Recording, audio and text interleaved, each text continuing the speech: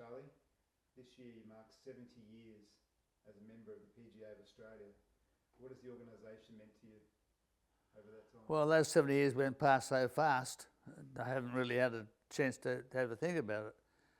But when I do sit down and think, what's it meant to me, from the time that I started to what it is today, there's been a magnificent change in the game, and all the battling that we did to get people to play golf, the young people. It's just amazing what has happened in this respect, that we've got so many people on the course now, and thanks to people like Greg and like he's done, and all the young people we taught, and all our amateur friends, and the Australian Golf Union, the R&A and the American, and all right through all the countries, and the manufacturers with all their equipment and everything. It's rewarding for me to see all that work we did in the 50s and 60s, and to see so many playing the game now and enjoying the game, and that's to television and everything. I think that those people did a magnificent job, and my predecessors and those people in this country and throughout the world, of course, have done a magnificent job for the results that we have today.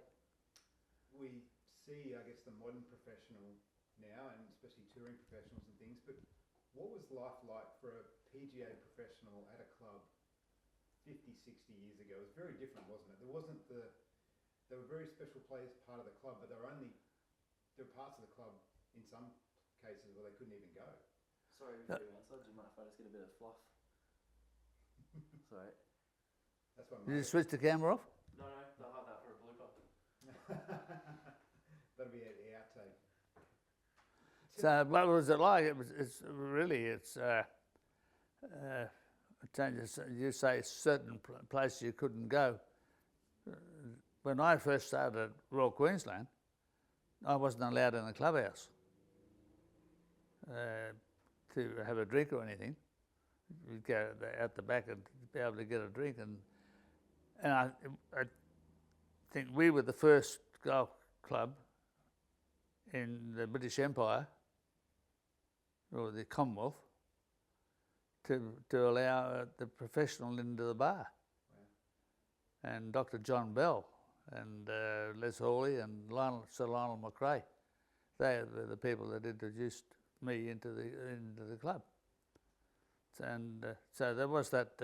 It wasn't I think, as the secretary manager said, they said we wouldn't allow you sort of people in there because you'd be on the bloody grog all day. But not really. That's it was the thing that started, and that was the amateur side of things. And if you wanted to be a professional, well, those are the rules. And but I really enjoyed those early days. Growing up, sort of down the north coast, when did you become aware that PGA professional was a job, a thing that people did? Like when did you become aware that a PGA professional existed? And the day that probably the second day I was on a golf course. The first day I'd ever been on a golf course in my life was the time I rode my bike out to see Reg Want, who was the professional at Coolangatta Tweed, to ask him about being a golf pro, because in those days, well, I played football and tennis and that, and I mixed up in life a little bit from education-wise, that I went on to onto the sporting side of life, and the second day I'd been on a golf course was the day I started working to become an assistant pro. And I'm not the only one that did that. Kel Nagel did it, John Collins, and a couple of the other people. So that then was that to me was written down as a job, but a professional and it was explained to me by my boss, Reg Want, that you're a professional and you carry on like a professional. It's a bit like being a doctor or a bit like a dentist. It's been like you are the backbone of the club, because the people, when they first come in, you're the guy they're going to see, and when they finish playing, you're the guy that they're going to see finish their game. Then they go to the clubhouse. What were the things he was trying to impart on you more? Because you were very well known for being a great people person, but was he big on teaching you golf, or teaching you, I guess, how to interact with members, and how did those two things, I guess, meet? Because you had to learn how to play golf as well to be a professional, but how big was he on? Well, he was across the board, in teaching me to be a golf professional, a golf professional, not a professional golfer, and how the running of the golf club, and how do you run the shop, and then the golf is very important, because you need to be able to play golf to be able to know what is going on, and but he wasn't particularly that sort of on one particular thing. He really worked on the aspect of what a professional is all about. So that. How did you find learning the game of golf? How did I? Yeah, it was. Did you find it an easy sport to pick up?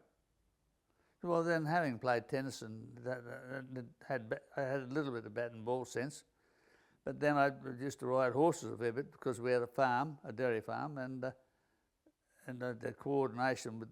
I learnt to work with the horse, not the horse work with me. So when I used to ride a horse, I had to get the feeling of riding the horse and the feel that it had. And so that helped me in understanding what Reg was talking about. And other people I was talking with. And I was always taught to address people as Mr. and Mrs. Until such time as they told me to call them by their first name, and I taught that to my trainees. What to use the key to the golf swing, and getting people to teaching people the golf swing? What do you think is most important? The swing that suits them for their body. There's not two people the same in the world. The swing and the club the same. We're all built differently, and so that you design a swing or work on what they've got, and the majority of people who come to have lessons from you are people who are there in a professional, or they're carpenters, or they're whatever it might be. And you might get some young person who wants to be a tour, then you start working on them making sure they got their swing, and the really is going to be repeating for them every time. And the most important thing to me then was to work on a pace. Like the other night, I was watching the Davis Cup, and I think Todd Woodbridge might have been doing the commentary, and he said his backswing was too short, and the reason why his backswing was too short was because he got too quick, impetuous. He became anxious, and the Spaniard boy was getting on top of him. Needless to say, he won, of course, the Spaniard boy. So that's finding the pace of the person that you're teaching. And people who come along for a lesson, they don't want to play the tour. I mean, they just want to hit the ball better. They just want to enjoy the game of golf. And so you give them a swing, or give them the feeling, or explain to them what the swing is all about. And because a lot of people forget the most important thing. That's the guy who invented, or the person who invented the golf ball. It causes more trouble than anything, the golf ball, because it never goes where you want it to go. And same with football, and same with cricket. So and you need pace. And you can see that in people, whatever they do. Like, coaching really wasn't, I mean, you and Greg were almost the first player coach association that was sort of common. It almost became the norm. We see coaching now, every player's got a coach on tour. But I think you and Greg he was almost the first player to, I think some of the older players, he kind of, I guess, coaches, but that involvement, that transition of PGA professionals becoming coaches is almost they became a bit more detached from the club in some senses. Maybe. America was a little bit different than what we are, but then the boys in Sydney, in Melbourne, with Bruce Crampton and Bruce Devlin and those guys, and Jack Harris, and then there was some of the boys from Melbourne, just the name escapes me at the moment, but a lot of those, Billy McKenzie and those guys, used to spend a bit of time with Bruce Crampton and with Bruce Devlin and some of the young fellas back in the 50s, which is just after the war sort of thing.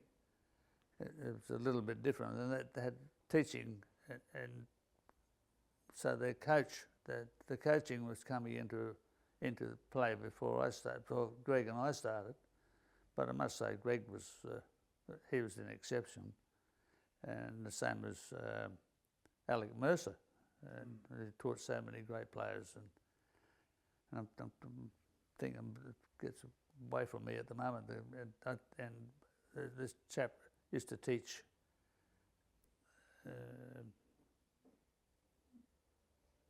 That's his name gets away from me. I keep losing him all the time. Coach or player? Coach, and anyhow, that was already on the way. So Greg and I we couldn't lay claim to that. But we were in the swell, and as I said, Greg was so easy to teach. Well, he talked about pace of a golf swing. His was pretty quick. Did you ever? Yep. How did you harness, I guess, what he was doing? Well, let's say you swing quick. You slow your swing down. Again, that's the person. They take Ted Ball. He was just to swing the club very quickly, and Billy Dunk, and Alec Wilson from Ryde Parramatta used to teach Billy, and Paul King, and he introduced a lot of good players, Frank Phillips and those sort of guys, and went on to went world class. And so how do you get them to just say, you've got to slow your swing down, you've got to slow your swing down. But then you've got to find something for them to do so that they will slow their swing down. And what I do with people is that I tell them it's like starting an outboard motor on a dinghy, and you can pull it with your right hand and do it quick as anything because you're trying to crank it over. Now do the same thing with your left hand, and you can't do it as fast. So like right-hand players, I used to get them to push the club back with their left arm, and that'll slow them down to their pace that suits them. And but as soon as you rip it back with the right hand, so it comes to short swing, short turn, then the anxiety again. So the teaching is, you know the problem, but you need to find a solution that's going to help them, the positive. Was Greg easy to teach? Well, he was already a good golfer, and he was that sort of a person that was mainly mental. I'd stand with him and might only say a few words while he was hitting balls. And but a lot of them, Grady was easy to teach, and so was. But then, having been the coach of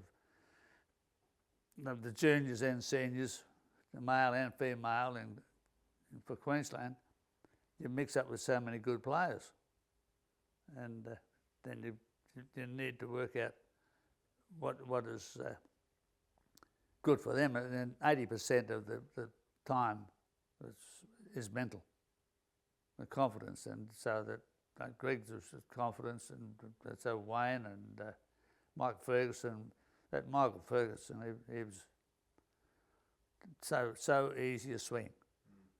And he used to be in the opinion he could hit it 2 feet from the pin all the time, which he had that ability.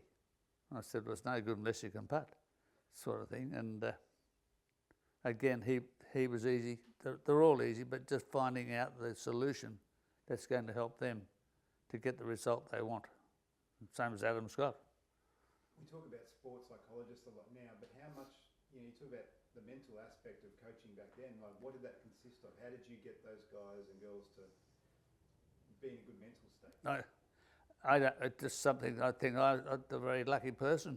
I had a photographic memory for that particular thing in the sport, and I was able to see the problem.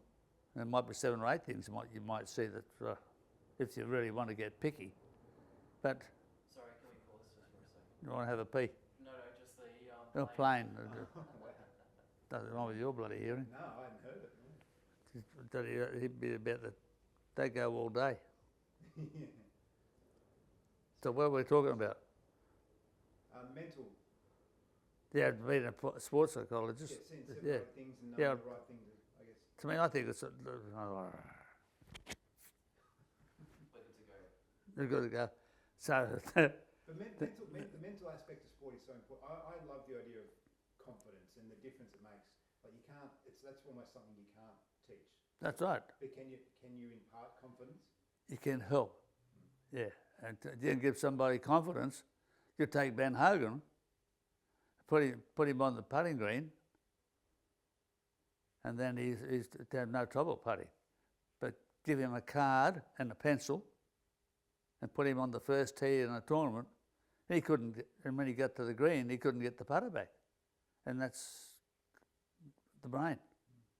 And that happens every golfer. It's some part of the game gets you somehow, and that's a bit like dear old Arnold used to tell me.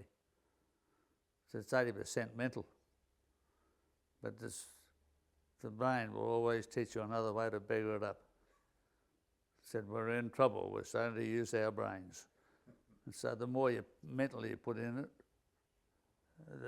the worse you seem to become. And some people say, well, a person who doesn't know how to use his brains or their brains can become a good golfer. And somebody who can be a brain surgeon, he just uncoordinated, he just can't do it, he or she. So Well, I say paralysis by analysis. yeah, it's so true. It's an amazing game, a bit like life, playing golf. So Were you good at? How good a player did you become? Like, were you ever tempted to try and play more on tour, or? yeah, I had great plans. When I was working for Reg, at Coolangatta Tweed, the Alf Rush, when you're driving in Coolangatta Tweed, you see the Alf Rush from Memorial Drive, and he helped me a lot, dear old Alf, as well as Reg. And I had plans, and he said, well, then what are you going to do in life? And this is Alf. And I said, well, I'm going to go, I want to go to Wiseman Sports Store over in New Zealand for a couple of years, and then I'm going to go to America and have a go at the tour. And he said, well, it's a long way to swim back from America. I said, well, I don't intend swimming back. Then they magged me out of going over to play the tour, but possibly they're right. I wouldn't know, but that's when I then went on to become professional at Lismore Golf Club. It's a wonderful club, and before Reg paved the way for me to become pro at Royal Queensland. You played a lot of events, obviously, around Australia. Was there one you played that you enjoyed more than any other, or one you performed well at that was a good week for you? I really, when I used to love to play, we played a lot of the Australian and Royal Sydney, and of course around here too, RQ and Brisbane and probably Kapira and places like that, or Gales. But I just used to love going and playing at New South Wales Golf Club. La Perouse. It was a raucous sort of a club, and St Michael's, and I enjoyed playing at RQ, of course, and but that one stands out to me, having played Royal Melbourne and a lot of the Melbourne sand belt courses in Victoria, and I really, that used to give me it's a challenge to me. Especially, I remember playing their 36-hole event, about 61 or 62, and they're telling me about this La Perouse. It was never called New South Wales, it was always La Perouse. And they said, what? That's a hard course, that is. So I went around in the morning. I hit a 7-iron to the 17th. The northeast to come in the afternoon, and when I come around to the 17th, I hit a driver and I was still short. So the wind could blow, and that was a challenge for me to be able to work my way around that golf course. And that's where I used to get a lot of satisfaction out of playing a course like that. The other thing, being young, I couldn't get back far enough to make the courses long enough. The real challenge, and I can remember one time we played with Johnny Clatt and John Collins, and there mightn't have been John Collins, it might have been, anyhow, it was 4 of us, and we played 72 holes on one day. But 36 at Nudgee, and then went over to Indooroopilly and played another 36 over there. I can recall now John Clatt saying to me, "That's the last time you're getting me to do that, Herbie. Not to do that again." So, but yeah. But when you played those pro events, did you enjoy looking at other players' swings, and were you taking sort of notice of how other people swung the golf club? Well, being a golf teacher, that's why I went away to play tournaments. I used to go to the practice fairway, and Gary was only a young bloke, and Arnold was only young, and Jack Nicklaus had come onto the show then, and so that I could improve my teaching, and I'd run into somebody, maybe Peter Thompson or Kel, or maybe Frank, or Duncan, and we used to talk, and I'd get to the practice fairway and I'd hear them talking, and I used to watch their swings and see what made them tick, and I just thought, well, that'll come in handy, because I've got a vision of those swings, and I still have it in my mind now of how they look, and Ozzie Pickworth, and of course, Redgewant was a great player, a great iron player, and he, where was I then? Watching different players, and when Arnold Palmer came out here, and Porky Oliver and those fellas, Dutch Harrison from the Americans. Well, I couldn't get there quick enough to have a look at them. And then it suddenly dawned on me, because our guys didn't want to go to America because the Yanks were too good. But I said, as I said, it dawned on me that they're the best players in America coming here. And we're close to being as good as them. And I said, why not? And I said, get our young fellas. I said, well, they're the best in America, and they're here, and you're up there, nearly up there, what their stand is, go over there, because you're going to beat the other guys. And really, it gave us the confidence, because Bruce Devlin and well, not Devlin, Crampton and those guys, and Thompson and Nagel and Choppers, and they've all been over there and done very well. Who had in your mind, who's the swing? If I said, tell me who's got the perfect golf swing, who comes to mind in all the ones you've seen over the years? Well, Corinne Debner. And she won a British Open and a European Open. And she used to work for us. And she had a silky swing. Then I've seen Sam Snead, and I've never seen Ben Hogan. I wish I wanted it in life, was to see Ben Hogan and meet Ben Hogan, but I never met him. And I've seen so many great swings. When I look at Harold Henning, and of course him and Gary Player from South Africa, and Bobby Locke. I can recall Reg saying, "That Gary player, he won't be any good. He swings the club too flat."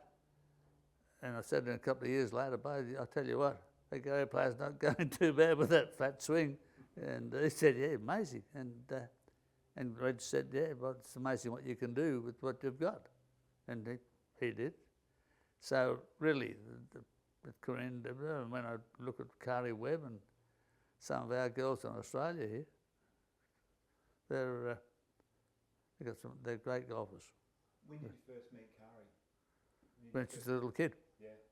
she used to come down here, and used to come away with us on a couple of trips. And then she was in the state team, the Australian team, and used to do a bit of coaching with her. But she did a lot of her work with Ian Triggs, who used to come to us when he was a kid. He'd been down at RQ. Was there anything about Karrie that struck you at a young age that she was a bit special or a bit different? Tony, sorry to jump in again. Do you want Charlie to say Karrie at the start of his response, just so that you don't have to cut your voice in or put a, just so... Oh, no, it's okay. Yeah, I think it flows on okay. Yep. Yeah. Yeah, was there anything about Karrie you noticed when she was young that separated her from other juniors or amateurs? She had mongrel. Yeah. She had mongrel. She determined, and I don't know where she picked it up from. Must have been picked it up from Heller or somebody. I don't really know where she got it from, but it might have been born in her. But this is my tournament, and you're not going to take it away from me. And she had that gift of being able to come above it. There's some other girls that are the same, but have proven over the years that. But she's an outstanding competitor. And probably not. She knew what she was doing. She had the feeling of a swing, and she's a bit like Gary Player. And Gary Player's often said she took the cross-handed with the putter, and he said if he was starting golf now, he'd do a cross-handed with the putting, and it paid off for her, and it worked. So do it. But she's still playing well. Yeah. Right, but Still competitive too. yeah, yes. Change attack. What's the hardest shot in golf? Hitting the ball. The hardest shot in golf. Well, when you look at people like Walter Hagen and Joe Kirkwood and what they used to do, why they played the game, but everybody has the hardest shot in golf. To me, mine would be chipping, because dear old Von, he didn't mean to, but he was giving me advice when I was a kid, and I misinterpreted it, what he said, and I overcooked it, sort of thing, and that bigged me up. And but the chipping, the hardest shot in golf, it's an individual thing. So somebody might have the driver, or somebody might have a wood or a fairway club, and might be a long iron, or some of the, whatever.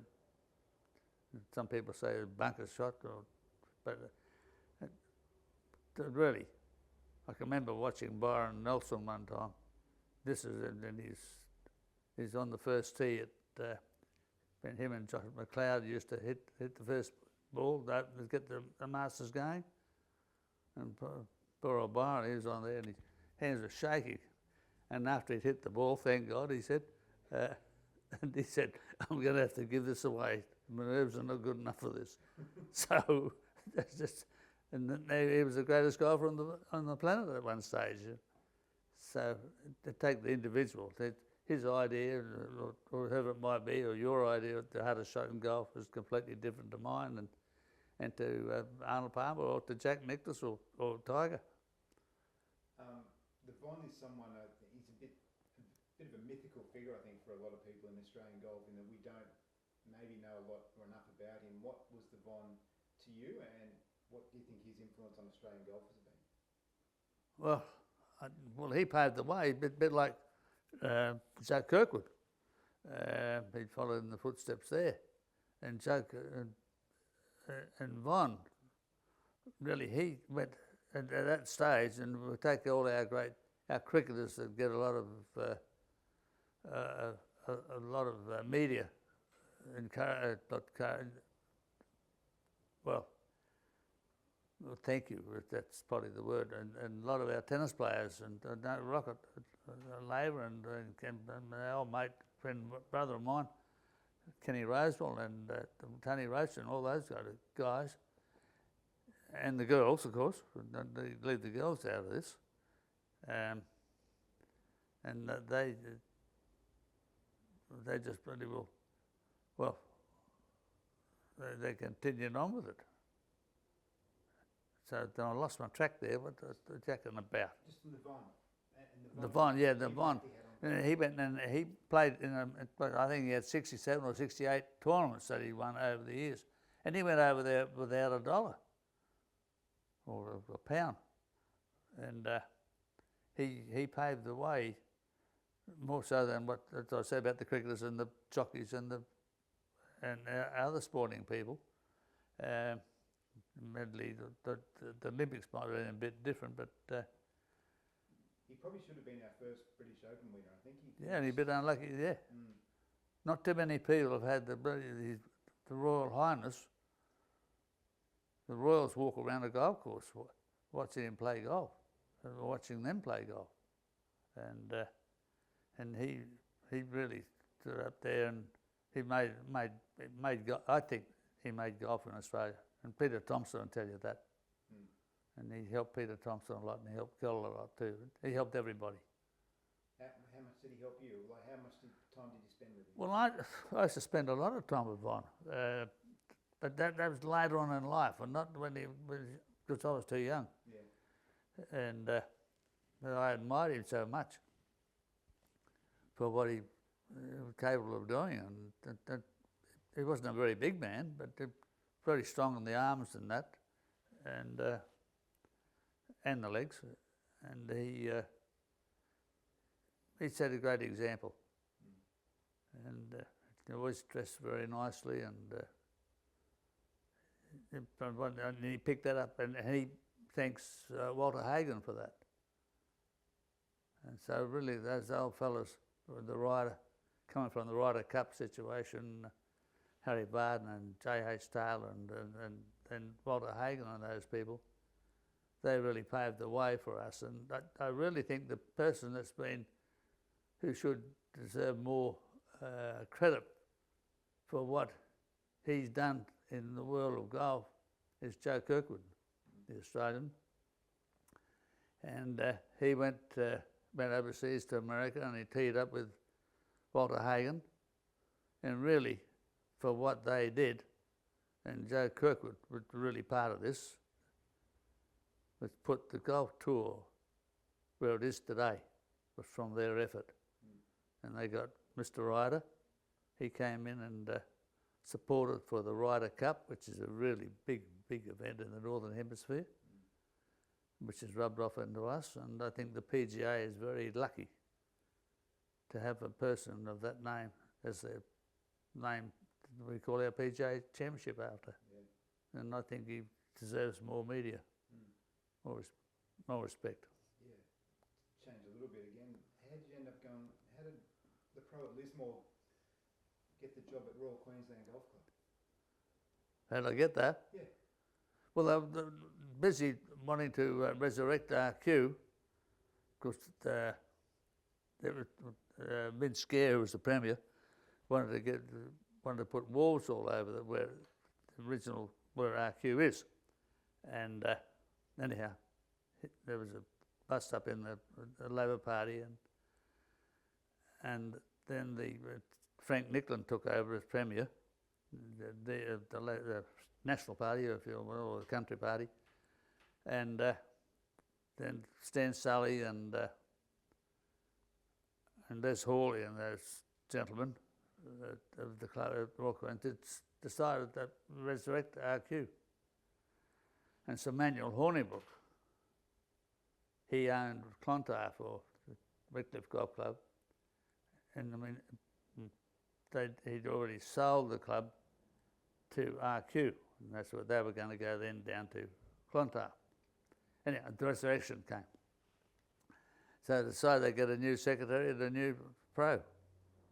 And they rang Reg and asked him if he'd be the pro. And then he said, well, he's established and his kids are going to school down at Coolangatta. But he said, can I recommend somebody? And I was 19 years of age. And he recommended me. And I was 20 years of age when I took over. You've been playing golf 5 years? Yeah. Well, I started in 53, and that was 58, end of 58, so yeah. That's incredible. Do you look back now and kind of see the extraordinary nature of that trajectory, that a 15-year-old who never played golf before was the head professional at Royal Queensland 5 years later? Well, it never sort of dawned on me or anything. I never thought of it. I think of the other things, like Kilnagel, what he done, and did the same thing as I did, before I did, and John Collins and some of those guys. And what do you think Reg saw in you that made him recommend you at that age? I don't really know. But to be honest, I don't really know. I'm pleased he did. He gave me, and he had Mark Gibson too, the former president of the Australian PGA. I might have been president of the Queensland PGA, but he's Australian chief, and did a lot of work for the PGA of Australia, and he did his time with Reg. So Reg must have that ability to instill something into us. And then he was taught, and Reg himself was taught at RQ by the Ali Gemmell or not Gemmell, he was at Virginia, Denham, and Frank Sisbin's father-in-law, that was Arthur Spence. So he was mixed up with those guys, and I think a lot of that rubbed off onto Reg, and the membership at RQ, those people, the ladies and the men of RQ, a lot of it, from the way they used to present themselves, rubbed off onto the pros.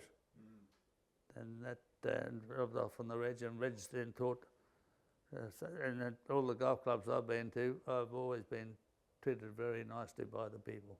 And so that's why I say golf's such a wonderful game, not only in playing for the game, but for the etiquette. And being a traditionalist like I am, I might necessarily agree with Greg with his idea of live, but then I tell you what, he's done a wonderful job of introducing a lot of people into the game of golf. And maybe we mightn't agree with it or anything, but at least he's got out there and he's done a lot for golf in more ways than one. And he really, between him and Sevi, they did a great job for world golf.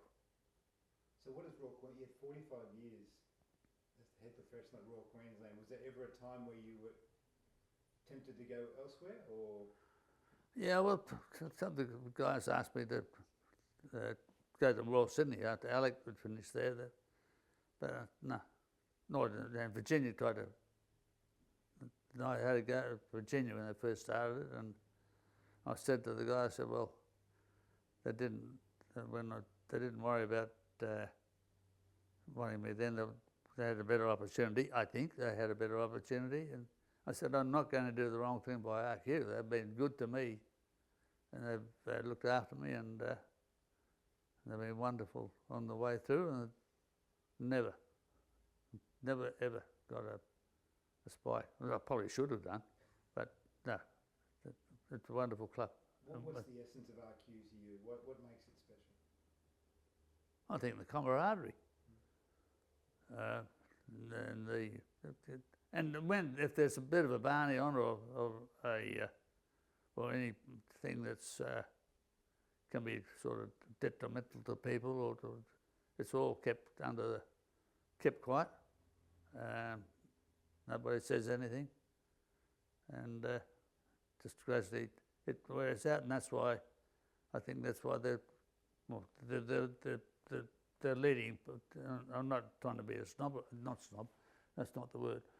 I'm not trying to be say that they're better than anybody. What I'm getting at is that they're the maturity of them, or they're in medical, or their law, or they're in well, people have worked hard in life to get what they've got, and they treat people the way they should be treated. For you, again, 7-year member of the PGA, 45 years at RQ, do you get any extra joy out of RQ hosting the Australian PGA Championship? I do. Yeah. I do. Switch that off because I need to have a pee.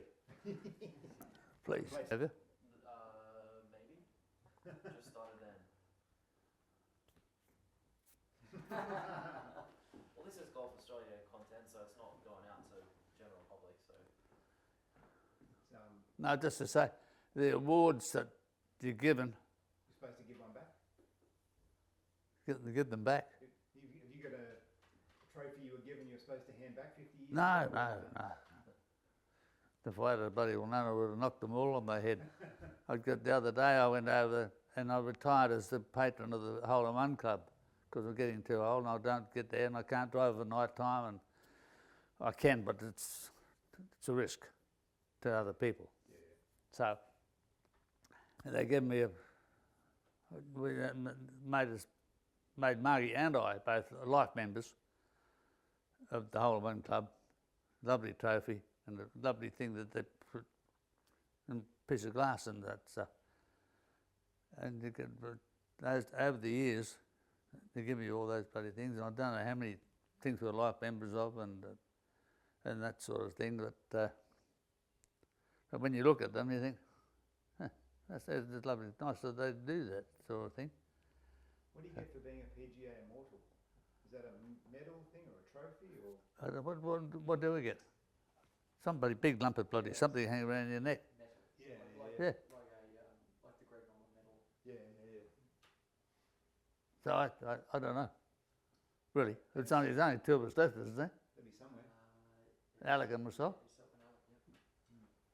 So anyway, mind you, I think to myself, well, just if I had known that, I would say, well, there's plenty more should have this before I get it. And when I look at all those fellas that like Greg and you look at Thompson, well, Thompson was one and Kell was the other one. It's only four of us. But I feel as though it's a lot of people should get that sort of nomination before I get it. They've proven it. And so, anyhow. Oh, let's go back. Tell me about the PGA? Yeah, the joy of seeing the PGA played at RQ. I get the thrill out of having been so involved with the PGA Championship over the years, and when we've had it up here a fair bit in Queensland, and it's a bit like the other. We were the first club.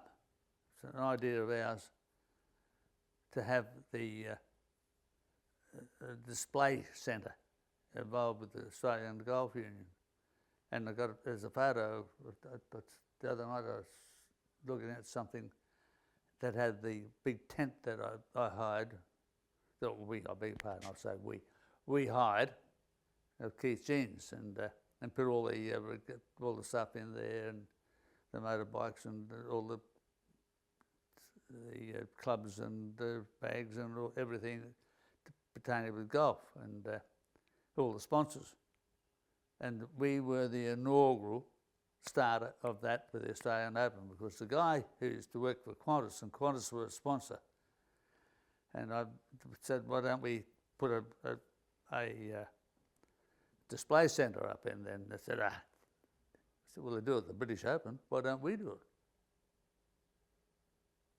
So yeah, that was it, forget it. Anyhow, that night when I come home, it might have been the next night, I got a phone call from Western Australia.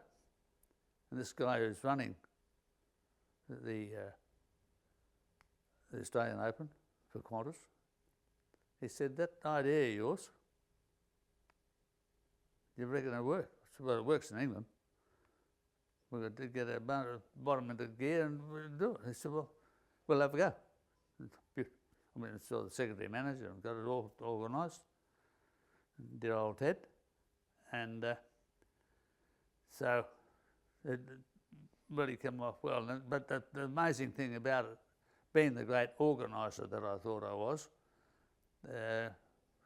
got everybody involved. And I remember Jimmy Graham, a pal of mine, who was a big sponsor.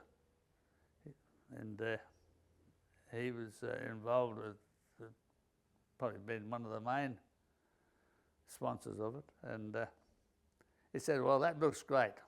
That will really give something to attract people to the Australian Open. He said, now you've got everything fixed up? I said, yep, we're ready to go. He said, righto, who's going to look after all this stuff tonight? I never gave it a thought.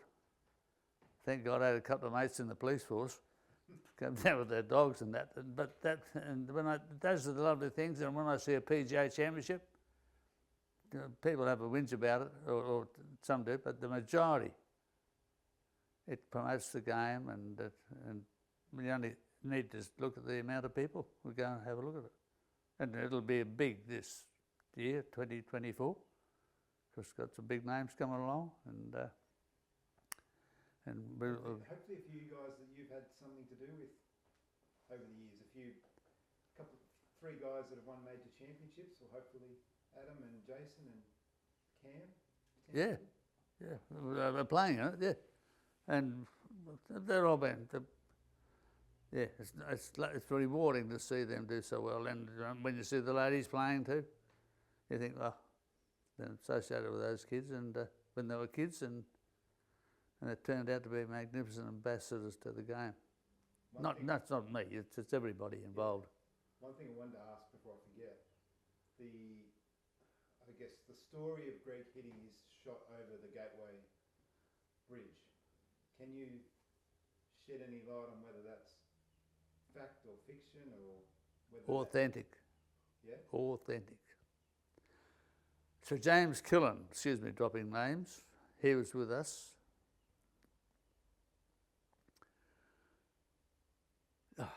Now, there it goes, the memory's getting too old now.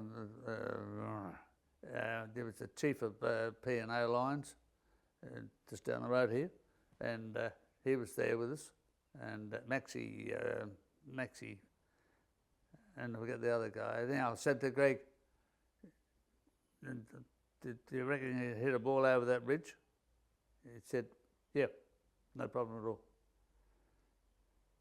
So he pulled out, we went back to where the original tee was for the 12th, and he put 6 balls, 3 over and 3 under.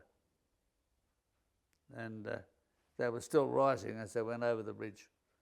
So I think in all my time, which Killen and Max Hemming said, well, there's no problem there.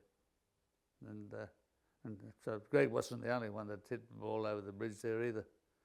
Later on, they used to get down to the 17th tee and pull out a 7-iron or 8-iron, because that's downslope of the bridge then, and we had a couple of problems there, with people hitting it. And one time a lady came around, she did get hit because somebody skied the ball and it landed on, hit her car. Oh, wow. So that's the only problem that I've ever heard of. So, but it's authentic. Greg did hit 3 over the bridge, over the gantry. The gantry was still working, building the bridge. And so there's the bridge and then the gantry on top of that. They hit it over the gantry. Amazing. Your influence on Australian golf also stretches into tournaments. You know, the Sunshine Tour that we still have up in Queensland, and the training matches on. Yeah. How did they come about? Well, I was playing golf at Brisbane Golf Club and with Col Moores and Johnny Clatt. And I said, this is lovely, there's only 3 of us playing every Monday. We used to have Mondays off, and said, I've got a mate. We'll have a talk to Paul Sweeney. He used to be a sports writer for the Truth newspapers. And so we started this off. So the young pros, assistant pros, could get some experience playing for money and in tournaments. And so that there's a lot of people who might have been working on the wharves or working, or had a day off, and the sporting people in the sporting game. We used to play a different course every Monday. So we'd play in the morning and then in the afternoon, had £2 in, or £2 for them to play with. We'd take so much out for green fees for the club, so much out for trophy for the Emeralds. And it's a slip down to Johnny Happel, who had a place down here at Newstead, and we'd buy a set of cutlery or whatever it might be, crockery, and it's a trophy for them. And split the money up amongst the young trainees. And then we were associated with the Sunshine Circuit, which Brent Allman, who was the pro at Mackay Golf Club, were having a meeting in 1959, and he came up with the idea of why don't we have a tournament, 2 or 3 tournaments to start like a tour going, and at that stage, Follow the Sun, the story on Ben Hogan, it had come out, and anyhow, everybody poo-pooed the idea. And Ozzy Walker, a great pal of ours, and after the meeting, I said to him, that the idea of Bren's about having a bit of a circuit. He said, what do you? I sort of do that in America. He said, a lot more people over in America. And he said, and if you think it's a good idea, you do it. I said, righto. So I got with Bren, and I got with the secretary of the PGA, Jack Gillen, and so we worked it out. And at Mackay Golf Club and Townsville Golf Club in Cairns we went, and that was about 1960, and it's all in there. I think Brock's got it in the book that Bernie Bramberg wrote for us, and that was the beginning. And then we started off, and Paul King, Errol Harpixson, and young Victorsons, and all those. Reggie Watt and Bond came along too. He came to New Guinea with us and did a trip up to Moresby, and so really, and then we had it starting off in South Australia, right through the middle, up to Darwin and down Mount Isa and over to Cairns and across to New Guinea, then down the east coast. What was the camaraderie like amongst? Because you guys, mostly club professionals who go away and play these events, but what was the camaraderie like once you guys were away together? It's all in promoting the game. So the rule was, we made the rule that when we finished to play, we prior to the tournament that we were playing at the club that we were playing at for the day, 2 or 3 of us would give a clinic to the people around, or after, but usually it was prior to the game, to everybody, the amateurs who were playing in the Pro-Am. And I think that's where it helped us a lot to get the interest of people and the young. And a lot of times, we went as it got bigger.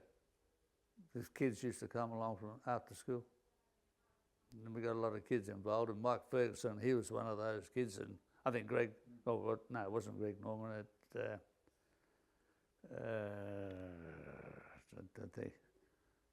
Fergie, and who's still in the game, is still a great player, as I was saying. So in that era, so we did a lot in New South Wales and Victoria, and did the same thing in South Australia. But the club pros, we only went away for 2 or 3 weeks. Then the other guys down south or up north, they came in and joined into the tour on the way, which was always plenty around. Then it went a bit quiet for a while, and then Johnny Downs came in and resurrected it and did a wonderful job. Just finally, when people reflect on your contribution to golf in Australia, like, how would you like to be considered? Like I am. No, I don't want to be considered. I just, well, it's nice that I had the opportunity to be able to do what's been done, and it wasn't only me, it's everybody involved. They take our fellows like the CEOs and our presidents and our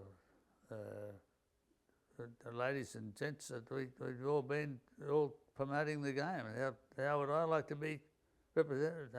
I've been represented, and like the fellows like Greg Norman and Adam Scotts and all the Camerons and the Jasons and those sort of people. And when I think about it, I think about Alec Mercer put a lot of work into it. Peter Thompson, Peter Thompson for 33 years, president of the PGA. A lot of work he done. And I know Kel didn't do much, didn't have the opportunity to do much. But and a lot of those people who would like to have done it may not have had the opportunity to. And I was lucky enough to be involved. Did it ever feel like a job?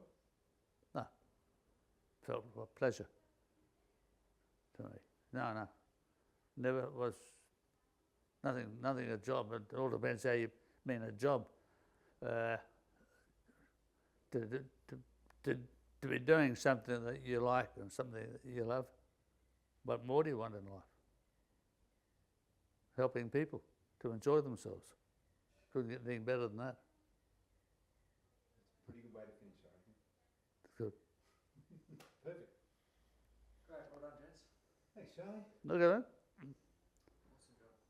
Awesome job. So Tony, if you just Get out a shot. You want binge do? Just hang out.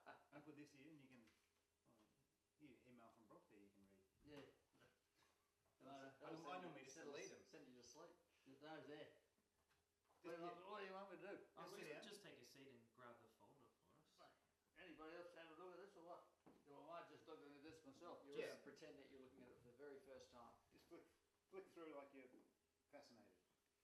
And you can open up that. I'm looking to see if I can find a winner. Yeah, do that. I'll tell you what, that's something I want to talk to you about. It'll all look the same. What, Melbourne Cup?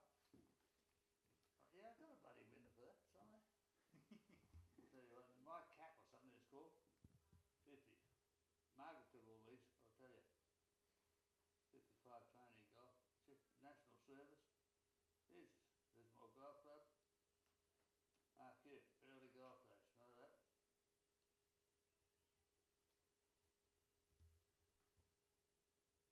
And could I just get if you could just close and open again for me? So just close the folder and now open. And I'll Another page. we'll do maybe one. So close and I'll and just open kind of like that, if that's okay. Alright. So not too far, and then we'll just be silent for 5 seconds. What's that? You tell me when to open it. And Like your video, are you? yes, yep. Right. But we can't say anything, so we'll have to be silent. And action. 1, 2, 3, 4, 5. And now flick to the newspaper. And then have a look at the newspaper for me. King swing.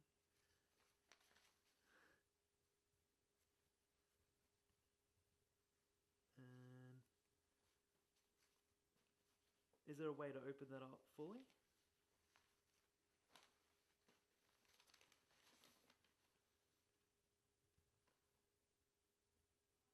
And now if you want to look at the other photo.